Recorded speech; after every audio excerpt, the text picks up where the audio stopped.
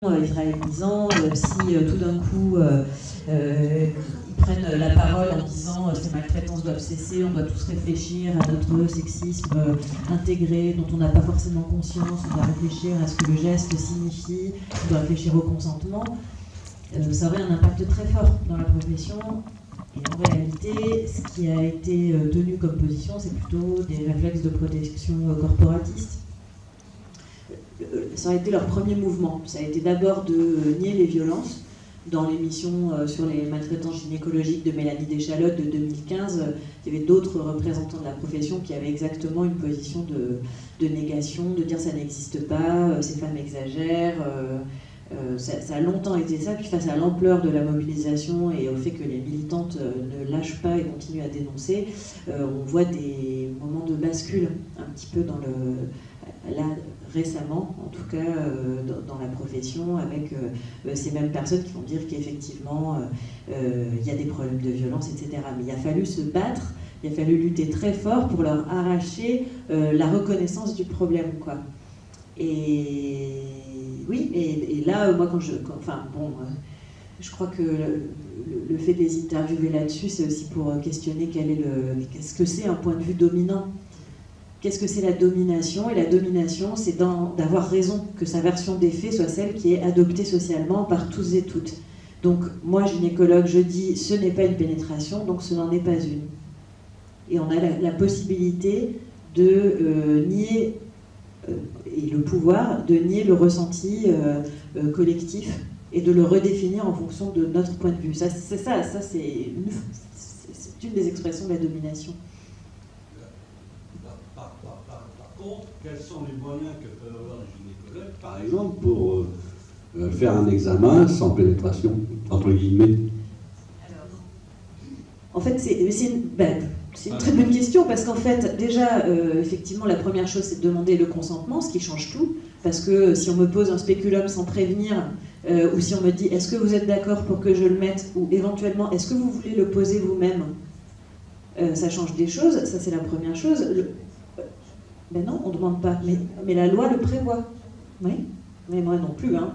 Enfin si, je suis allée voir une sage-femme dernièrement qui avait réfléchi à ces questions. Alors, mais la question, elle est intéressante parce qu'en fait, ce que ça révèle aussi, c'est qu'il y a une conception de l'examen gynécologique complet, entre guillemets, qui veut dire systématiquement, on pose le spéculum, on fait un toucher vaginal et on fait un palpé mammaire. Bon. Les recommandations de l'OMS aujourd'hui, c'est pas de frottis avant 25 ans, pas de toucher mammaire particulièrement avant 25 ans. Et donc, ça veut dire qu'avant 25 ans, il n'y a pas besoin de pose de spéculum si on n'a pas de symptômes cliniques. Le prélèvement vaginal pour vérifier s'il y a des mycoses ou s'il y a des gonorrhées, etc., il peut se faire avec un simple coton-tige et on peut le faire nous-mêmes. Donc en fait, il y a une sur-pratique de l'examen par rapport à plein de situations. Des gens pourront en enlever une grande partie et quand c'est obligatoire, proposer les alternatives que je disais là. C'est une conception très intrusive. Le fait d'imposer l'examen à chaque fois comme un examen de contrôle, elle repose sur l'idée que, comme le dit Martin Winkler et comme le disent d'autres personnes, le corps des femmes est malade et quand il est malade, elles ne s'en rendent pas compte. Donc il faut, comme un contrôle technique, tous les ans et demi, aller chez le gynécologue pour vérifier qu'on n'a pas un problème. Moi j'ai longtemps été dans cette idée que si j'avais un problème gynécologique, je n'allais pas m'en rendre compte. Et que donc c'était bien qu'il y ait quelqu'un qui vérifie. Bon, la réalité, c'est que quand j'en ai un, je m'en rends compte. Maintenant, je le sais. Mais c'est parce qu'on m'a mis en tête que potentiellement, il fallait que je me méfie de mon sexe qui pouvait me trahir à tout moment. Bon, c'est des visions très sexistes, en fait, qui nous amènent à penser comme ça. Et alors, bon, sur modifier les pratiques, une gynécologue de Bordeaux me disait qu'elle a totalement dévissé les étriers sur lesquels on cale les genoux de sa table et qu'en fait les pieds posés sur la table ça marchait très bien aussi. Une sage-femme que j'allais voir récemment a mis un morceau de ce tissu dont on recouvre les tables d'examen sur mes jambes pour que je ne voie pas sa tête entre mes jambes. Et en fait c'était fort confortable. Donc il y a plein d'aménagements à faire en écoutant ce que les femmes ou les personnes trans qui vont chez le gynécologue ont à dire.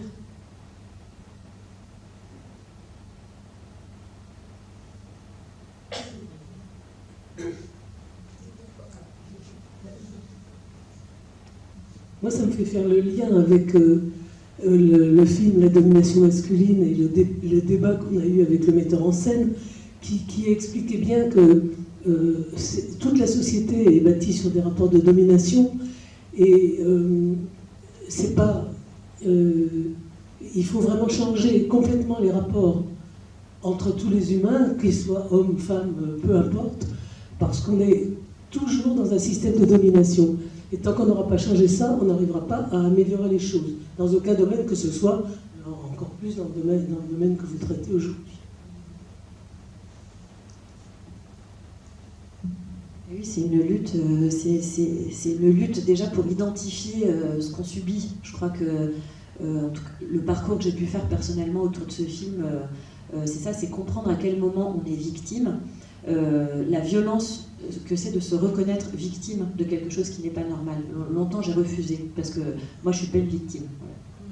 Bah si, en fait. Et ça a été, je pense, le premier pas pour comprendre déjà comment s'opposer, comment lutter, comment résister. Je crois que victime de violences sexistes, victime de violences sexuelles, c'est pas des insultes, c'est des états de fait. Et c'est vrai que juste sur cette séquence chez le gynécologue, alors j'y suis allée comme ça, hein, je ne savais pas ce qui allait se passer, j'ai filmé parce que je commençais à réfléchir à la question et que je me disais si ça continue, si ça recommence, au moins j'aurai une preuve. C'était avant d'avoir l'idée de faire le film que j'ai filmé cette séquence-là. Et effectivement, je pense que je n'aurais pas filmé et je l'aurais raconté, ça n'aurait pas le même impact. Je pense que je l'aurais juste raconté, on aurait pu me dire oui, mais c'est une blague. Et c'est là la force du point de vue, en fait. Le fait d'y aller avec une caméra et d'avoir son point de vue et de voir la scène de mon point de vue à moi, ça change toute la signification qu'elle pourrait avoir. Et je crois que oui, quand vous parlez de domination, ce qui m'a le plus marqué en rentrant chez moi, parce qu'effectivement après cette séance j'étais pas très bien, mais j'ai regardé les rushs quelques jours plus tard, et c'est de me découvrir dans cette position en fait. Parce que je me disais, mais j'ai encore rien dit, j'ai encore pas réagi, j'ai encore pas répondu. Mais en fait, comment répondre quand on est nu, les jambes écartées, sur le dos? Enfin, je veux dire, les chiens, quand ils font ça, c'est pour dire, c'est pour signifier la soumission. Enfin, je sais pas, c'est des positions très violentes en fait en soi, et j'avais pas envie de me voir dans cette posture-là. Et je crois que ça m'a permis de comprendre aussi pourquoi c'était si difficile de réagir et de s'opposer.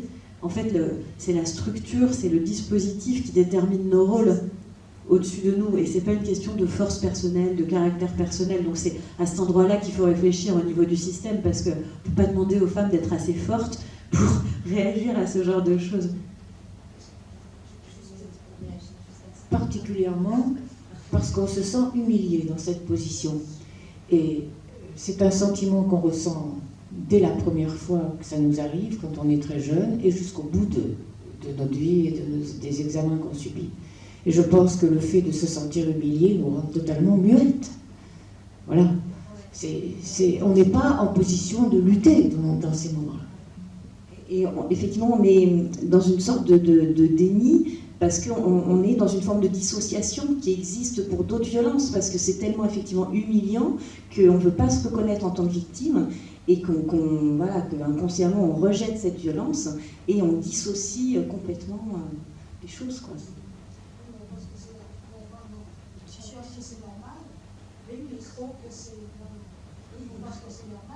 Si les autres n'entendent pas, on pense que c'est normal. On pense que c'est normal et qu'il n'y a que comme ça qui peuvent nous examiner. Donc voilà, on ne se pose pas la question. Et c'est vrai qu'à chaque fois, on est piégé avec ça. D'où l'importance des films comme celui que Nina a fait. Ouais. C'est vrai que Comment ils feraient pour nous examiner alors? Comment autrement? Bah, on peut. C'est ce que tu veux. Pourquoi cet objet de torture est si froid et si moche, avec la science qui est en ce moment? C'est des produits qui pourraient exister pour que ça soit plus doux. C'est un objet de torture, pour moi. Voilà. Et je pense que ça n'a pas été construit dans l'optique d'être agréable, ça a été construit dans l'optique de la puissance de l'objet, la puissance du médecin. C'est une époque où la médecine occidentale, 1840, à l'invention du spéculum, la médecine occidentale, elle est non mixte. Il n'y a que des hommes, il n'y a absolument que des hommes. La première infirmière, dans un livre Sorcière, sage-femme, infirmière, elles essayent de retracer qui est la première infirmière. Et elles disent que c'est Florence Nightingale en 1871. C'est-à-dire que la médecine occidentale se construit en non-mixité, entre hommes, pendant des siècles, et surtout elle se construit après que les femmes qui avaient un savoir populaire sur justement les questions sexuelles, reproductives, contraceptives, aient en grand nombre péri sur les bûchers pendant la chasse aux sorcières entre le XIVe et le XVIIe siècle. Donc la médecine occidentale, elle se construit sur les cendres de ces femmes qu'on a traitées de sorcières en non-mixité et avec une volonté de, justement, dompter, dominer le corps, d'arriver à le contrôler avec des outils. Je veux dire, les forceps, c'est la même époque, c'est les étriers aussi, enfin voilà, tout ça a un sens, tout ça est signe d'une époque qui, à mon avis, si la mobilisation et la réflexion continue, nous apparaîtra totalement ahurissante sous peu. C'est-à-dire qu'à partir du moment où on se pose la question de quel est cet objet, pourquoi il est fait comme ça, on a envie de transformer. Je pense que c'est en cours. D'ailleurs, de plus en plus de médecins utilisent non plus ceux en métaux, enfin les spéculums en métal, mais en plastique. Il y a à usage unique, etc. Donc, il y a vraiment des possibilités de faire autrement, mais pour faire autrement, ça demande une prise de pouvoir du côté des patientes, en fait. Et cette prise de pouvoir, c'est d'arriver à... parce que vous disiez comment on peut faire différemment. Moi, je crois que le positionnement, justement, on peut faire exactement les mêmes gestes si c'est fait avec une intention différente et si c'est nous qui les proposons, les acceptons, les validons, ça change absolument tout. Je crois que c'est le rapport de pouvoir le problème plutôt que le geste en lui-même, et c'est l'autorité qu'on confère à la blouse blanche en ayant l'impression, quand on rentre chez le gynécologue, qu'on a de toute façon fait une bêtise. Moi j'ai longtemps eu cette impression-là, on rentre en s'excusant, en disant oui, on va avoir un... Et puis voilà, non, en fait c'est pas ça, c'est un échange. C'est un échange et c'est le principe d'égalité, c'est ce que disait bien Martin Winkler, c'est-à-dire qu'on soit simplement à égalité, patient et professionnel en tant qu'être humain. Effectivement, il y a une compétence d'un côté, mais de l'autre, il y a le corps de la personne. Et donc, il dit effectivement, oui, je consens à... Voilà, qu'on soit sur un pied d'égalité à ce niveau-là. Ça me fait penser, cette médecine, ça me fait penser à des textes de l'éducation nationale qui ont été faits il n'y a pas très longtemps avec le sachant et les apprenants. Et ça me fait vraiment, le sachant, le médecin tout pouvoir, professionnel médical, voilà, et les apprenants, la femme qui arrive en demandant sa petite pilule et qui va se retrouver à poil sur la table de gynéco alors qu'il n'y a absolument pas besoin d'examen gynéco. Voilà, il y a vraiment, tu l'as dit, des schémas à respecter. 25 ans premier frottis, 25 ans palpation des seins. C'est pas à faire tous les ans. Si c'est expliqué clairement, voilà, il n'y a pas besoin d'aller tous les 6 mois pour le renouvellement de l'ordonnance. Je crois qu'il y a... Moi, ça marche? Oui, il suffit de caler son menton. J'ai été particulièrement choquée au début de la deuxième vidéo quand il y a les étudiants en gynécologie, là, où ils parlent de cette patiente qui est endormie et qui va subir 5 à 6 touchés vaginales sans qu'elle soit informée puisqu'elle est endormie. Et ça fait vraiment penser à une séance de viol collectif, quoi. Et bon, j'ai compris la position donc, de la jeune femme qui racontait cette expérience, parce qu'elle apparemment, elle a pas voulu faire le toucher vaginal, mais les autres n'ont pas pipé mot, ça leur a semblé sans doute quelque chose de naturel. Et moi, je suis choquée par ça, vraiment. Mais je pense que vous faites bien de relever ce point-là, parce que pour moi, il est très éclairant sur pourquoi ça participe de la culture du viol, le fait de se comporter comme ça avec le sexe féminin. Parce qu'en réalité, les évocations... dans la définition légale du viol, c'est toute pénétration par contrainte, surprise, ou j'ai oublié le troisième, mais en tout cas, ça tombe dans cette définition. Je veux dire, c'est une pénétration digitale, c'est un viol en fait. Donc effectivement, vous dites viol collectif, la personne que j'ai mis dans le film qui est interviewée, dans la même séquence, je ne l'ai pas mis, mais elle raconte qu'elle a refusé de le faire parce qu'elle-même avait été violée peu de temps avant. C'est-à-dire que les femmes assistent à ça, souvent sont victimes elles-mêmes de violences, sont obligées de reproduire ces violences sur d'autres femmes et évoluent dans un environnement où la sexualité des étudiants en médecine est ultra valorisée, c'est censé être la soupape, où dans les salles de garde des internes, on va avoir des grandes fresques dans certaines salles de garde où il y a des scènes de viol en fait qui sont placées sous cette soi-disant esprit carabin comme on l'appelle, qui est censé être de la blague, une façon de se détendre, mais en réalité c'est l'apprentissage collectif d'une culture dominante qui est ceux qui ont des pénis sont en position de puissance et celles qui ont des vagins sont en position de dominer. Et c'est l'apprentissage de l'ordre des choses qui passe par un ensemble de détails comme celui-là, le fait de s'entraîner au toucher vaginal sur des patientes endormies et au toucher des prostates sur des boîtes en plastique parce qu'on ne rentre pas de la même façon dans un homme que dans une femme. Et ça, c'est la culture du viol aussi. C'est la culture du viol. Donc non, ça me paraît un point essentiel à relever parce que par ailleurs, c'est là-dessus qu'on revient à la fin du film avec Israël Mizan qui va défendre un violeur en considérant que sa sanction c'est pas grave, enfin non, ce qu'il a fait c'était pas grave. Et ça, on est surpris par le degré de violence, de tout ça, mais je pense que c'est parce qu'au fond, ils savent que ça participe de leur position dominante. Je pense encore une fois que pour s'en défaire, il faut le penser comme une stratégie consciente ou inconsciente de ceux qui disposent du pouvoir pour le préserver. Et humilier les dominés, c'est participer à maintenir le groupe dominant uni, soudé, et à garder son pouvoir. Oui, ça me renvoie à une expérience que j'ai eue une dizaine d'années, où j'ai eu un examen pour la prostate, et le médecin, sans me demander ma permission, a pris un gant, un truc, mais j'ai été surpris, j'ai rien pu dire, mais je dis après, mais il n'y a pas un autre moyen Il dit si, il y a une prise de sang. Ben, j'ai dit, mais attendez, mais c'est pas normal votre truc là, c'est pas... quelque part, pour moi, j'ai ressenti ça comme un viol. Et j'ai jamais été le revoir. Hein. Jamais été le revoir. Donc effectivement, ce que vous dites là, ça m'interroge aussi, quoi.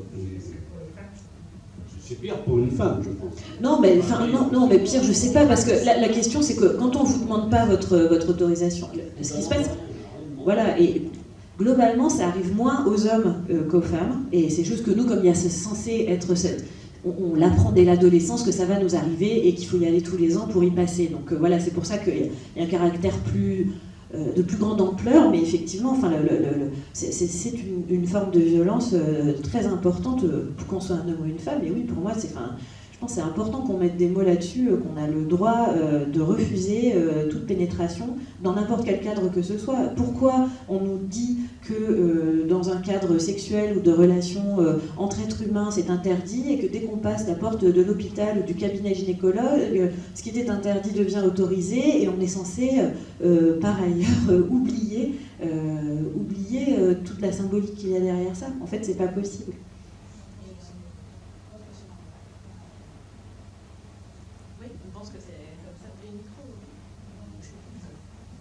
Et je crois que c'est il y a 2 ou 3 jours, il y a un livre de témoignages donc recueillis par une journaliste qui est sorti, qui s'appelle Silence sous la blouse, où ce sont des témoignages justement d'infirmières et d'aides-soignantes qui se sont faites harceler sexuellement par des médecins.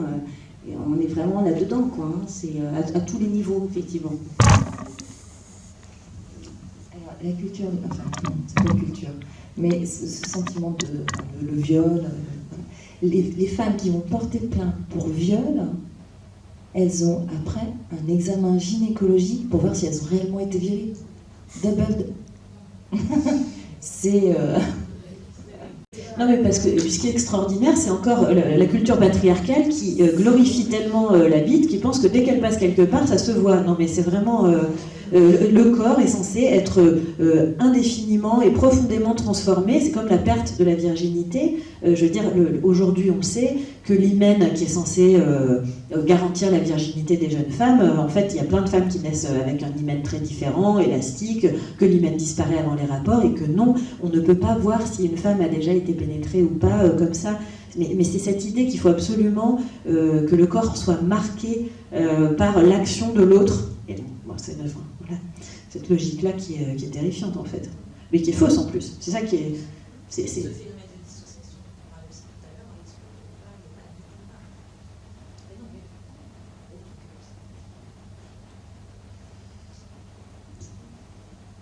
Grosse ambiance, hein. Non, mais par contre, peut-être pour conclure, mais sauf si on peut discuter de façon informelle après, mais comme on a beaucoup parlé aujourd'hui, je pense que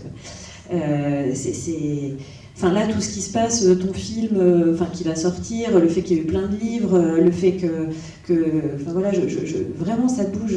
Et je discutais récemment avec une représentante des internes en gynécologie du CHU de Marseille, qui me disait qu'elle, suite à toute la mobilisation sur les violences gynécologiques qu'il y a eu, elle avait profondément transformé ses pratiques, au point d'essayer de ne plus faire d'épisiotomie du tout. Bon, pour se rendre compte que quand même dans 0,1% des cas, ou 1%, il fallait quand même en faire, mais en tout cas, il y a une réflexion, la globale, qui se mène, et je crois, si on la lie à la réflexion sur le corps des femmes qui est forte en ce moment, que c'est un moment historique aussi, qui n'arrive pas par hasard. Enfin, les conditions matérielles de vie des femmes aujourd'hui sont très différentes d'il y a 40 ans, d'il y a 100 ans, et ce qui se passe, c'est qu'on est dans la première génération de femmes plus diplômées que les garçons. C'est la première fois que ça arrive de l'histoire. Ça ne va pas sans certains changements. C'est-à-dire qu'il ne s'agit pas de renverser une forme de pouvoir, mais c'est qu'on ne peut pas avoir des femmes diplômées à qui on promet une autonomie financière, corporelle, etc., et continuer à les traiter comme ça. À un moment, elles ont les moyens matériels de se défendre. Et là, c'est ça qui se passe. C'est pour ça que je dis qu'on est sur un chemin en cours, c'est que je crois qu'il y a une bascule matérielle sur ces choses-là qui vont permettre des redéfinitions, et des redéfinitions qui vont aussi être bénéfiques aux hommes, parce que si on réfléchit vraiment au rapport d'ailleurs, on pourrait appeler ça différemment, du soignant au soigné, comme ça, on finit de séparer le savoir et le pouvoir, et on imagine des relations justement d'entraide, d'interaction pour être en bonne santé. Si on change collectivement ce présupposé-là, ça va être bénéfique à tout le monde. Et dans les EHPAD, c'est des relations de dominants. Ouais, bah oui. Dans toute la société, c'est comme ça. Et c'est ce que disait Patrick Jean, réalisateur de la domination masculine, c'est qu'effectivement, on arrivait, grâce notamment aux femmes, dans des rapports qui sont plus des rapports horizontaux et qui donc vont changer, et mettre à bas, on espère, tous ces rapports de domination, quels qu'ils soient. En fait. Voilà, on a un petit programme, c'est tout. C'est bon, franchement, ça marche. Et non, j'en profite, si jamais vous avez envie d'aider ce genre de production, là j'en prépare un sur le plaisir féminin pour les salles de cinéma. Il y a aussi beaucoup à dire, l'idée c'est justement de changer la façon dont on a parlé de sexualité jusqu'à maintenant. Je ne vais pas me lancer là-dessus maintenant, mais bref. Mais bon, voilà, il y a des petits kits d'autogynécologie à l'extérieur, des petits miroirs de poche avec des jolis clitoris dessus, des petits badges, et puis une brochure voilà, tout est à prix libre, il y a des prix indicatifs, et ça aide au prochain film à avancer et à continuer cette proposition de retournement du point de vue, voilà, pour... dans une simple perspective d'émancipation collective, voilà, et d'égalité, quoi, tout simplement, j'ai envie de dire. Bon, merci de votre accueil.